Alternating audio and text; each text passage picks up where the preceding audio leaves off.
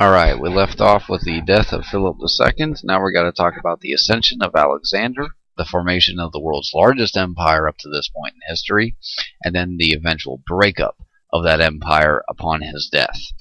Some things to consider about this presentation. First off, conquest and reasons for his success. Three big ones to consider here for Alexander the Great. Military prowess. Make some notes of it. Smart political maneuvering. Bloodthirsty aggression.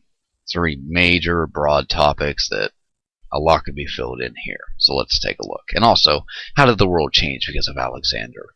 Big changes for the world. So, kicking it off here. As you can see here, he's young when he first takes the throne. He's only about 21 years old. Okay, he's a sophomore, junior in college. However, he's had preparation. He's already been a general in Philip II's army, and he's been a successful general. He's not just one of these puppet generals. He is a real good military tactician, so he has that experience on the battlefield. Also, remember, back to our philosophers, his tutor is Aristotle, who is not a slouch.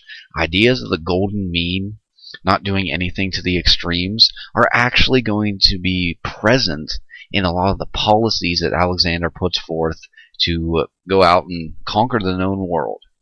Now, upon Philip's death, here's where I'm talking, the army declares Alexander the leader. Now, many in Macedonia did not consider him a legitimate heir to the throne. His mother, Olympia, was not Macedonian, so he's not this full-blooded Macedonian. This is going to have a very big impact on a lot of the policies that he's going to put forward as he expands, particularly through the old Persian Empire. So, there's some problems here, okay? The big historical question that you have to ask with this, and it's part of the problem with his ascension to the throne, is why? Why does the army want him here? Now, you could argue that it's because, oh, he's had success on the battlefield. He's a good general. And he's Philip II's son. He should be in charge. But, on the other hand, there is this idea out there that the generals who are much older than him and have a lot more experience on the battlefield than him may want a young kid in there that's not ready to lead. Therefore, they can control them. So that's the two sides of this thing. Why does the military want him there? On one side, hey, maybe they think he'll be a great leader. Yeah, he's a little young, but we can bring him along. Okay? Or, he's young. We can manipulate him. His father just died. We can get him to do whatever we want as generals. So, right from the very beginning, this is a question that you have to ask as far as why was Alexander so successful? How does he make himself legitimate? Even with the army declaring Alexander the leader, how does he make himself legitimate?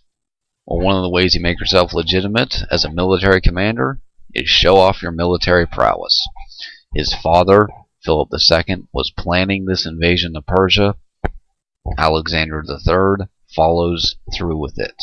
He attacks Persia in 334 BC with this League of Corinth that was formed by his father.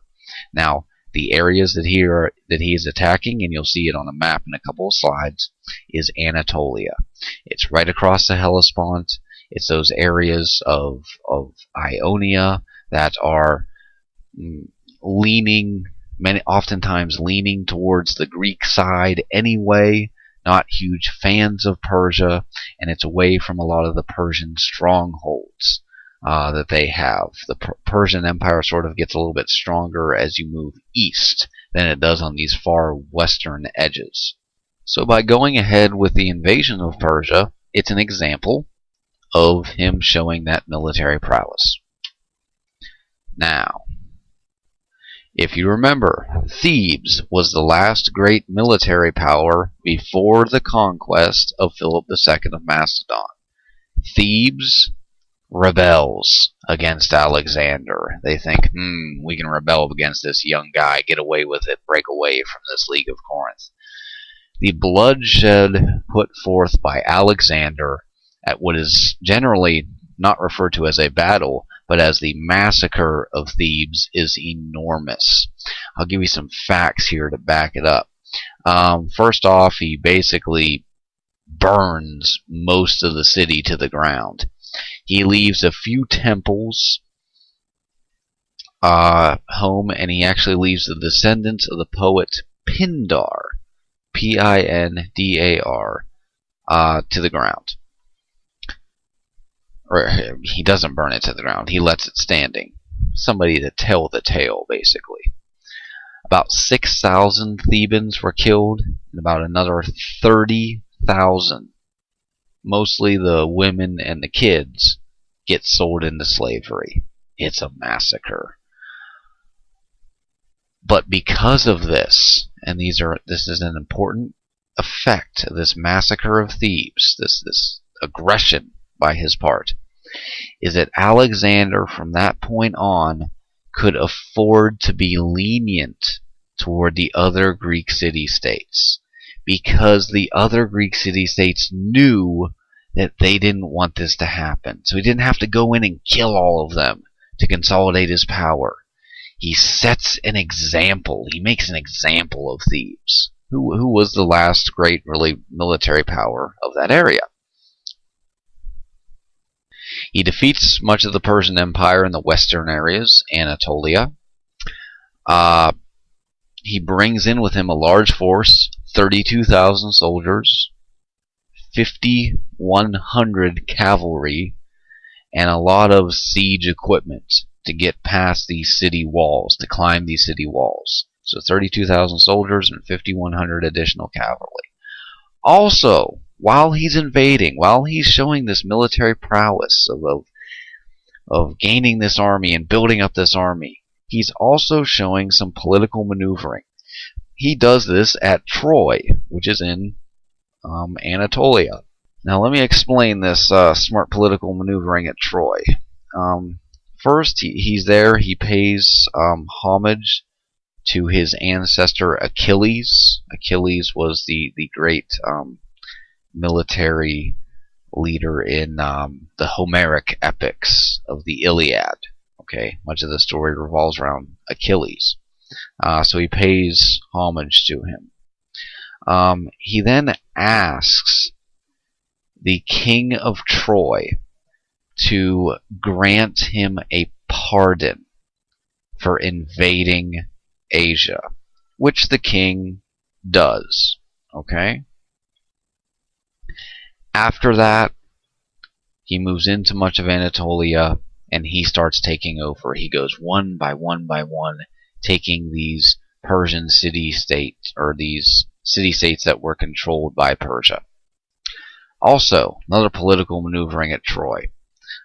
He solves what is known as the Gordian Knot.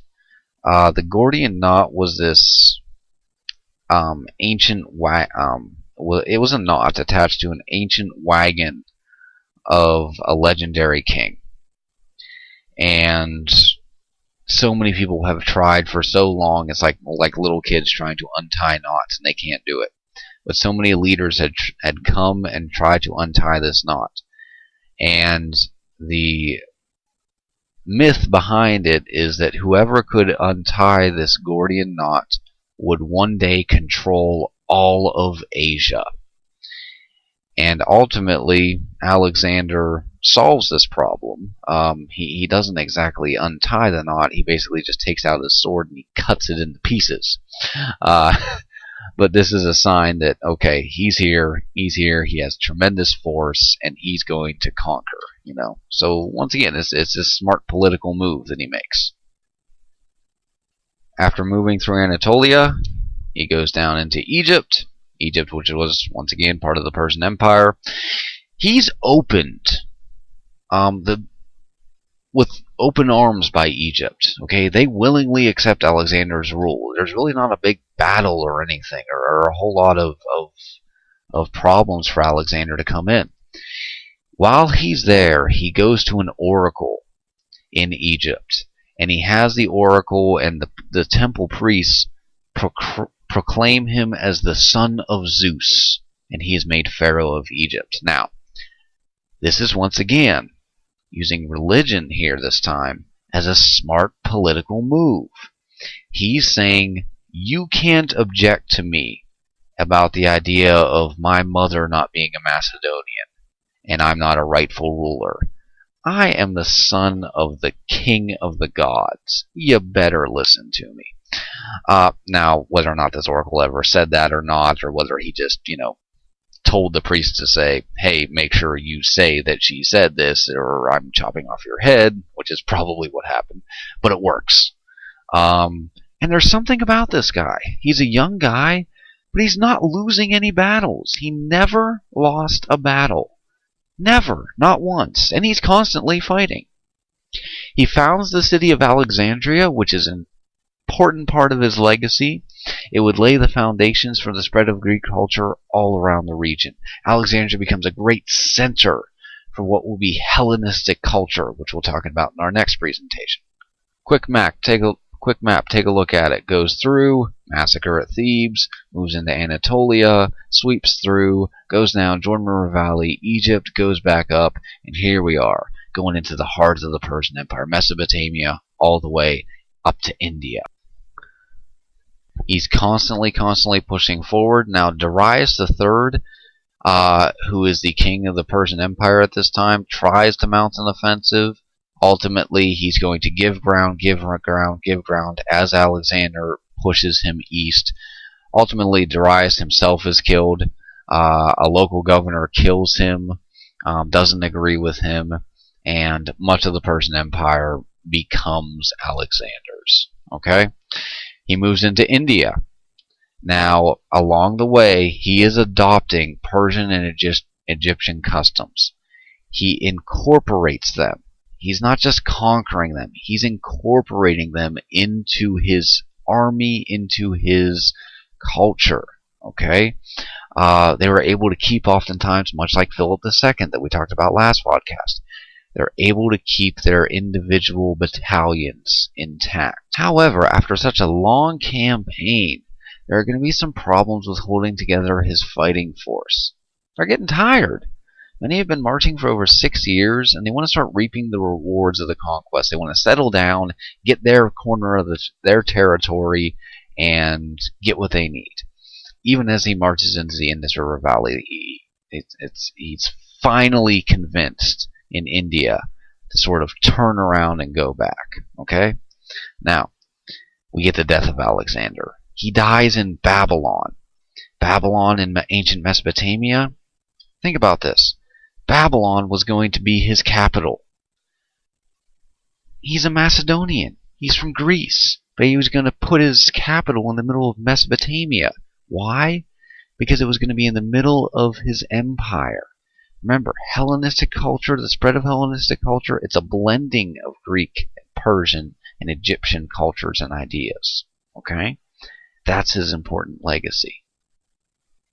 After Alexander, no more Persian Empire. Self-explanatory. He dies. There's a leadership vacuum. They murder his wife, Roxanne, and his son. Ultimately, what we see his generals do is they divide the empire. Egypt goes to the Ptolemaic kings, Mesopotamia to the Seleucids, Greece and Macedon to the Antigonids. It is the effective end of the Greek polis as the complete expression of Greek life. We talked so much before, like in the Archaic Age, that everything revolved around the polis. It doesn't happen like that anymore. Greece has actually become part of the Roman Empire later on. But however, the lasting legacy is that Greek culture dominates the Eastern Mediterranean. The emergence of the common Greek language of Koine, which later is going to be adopted by the Romans as well. Just going to end it with a map here of these independent Greek city-states, the Antigonids, the Ptolemaics, and how it's broken up. And you're going to see in our next podcast, this isn't going to last. Okay? You can imagine. These guys are military generals. Come on. What do you think they're going to start to do with one another? Think about it. See you next time. Please be prepared for class.